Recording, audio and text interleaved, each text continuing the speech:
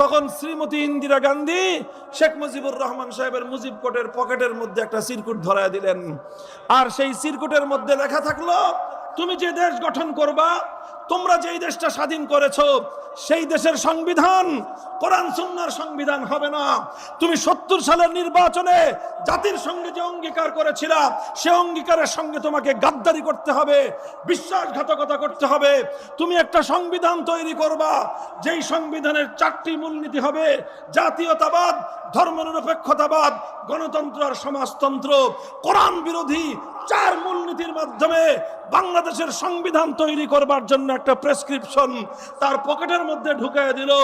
আর সেই প্রেসক্রিপশন নিয়ে শেখ মুজিবুর রহমান সাহেব বাংলাদেশে এসে জাতির সঙ্গে কৃত তার সেই অঙ্গীকার এবং ওয়াদার কথা ভুলে গিয়ে সর্বপ্রথম বাংলার 7 কোটি মানুষের সঙ্গে তিনি গাদ্দারি করে কোরআন সুন্নাহ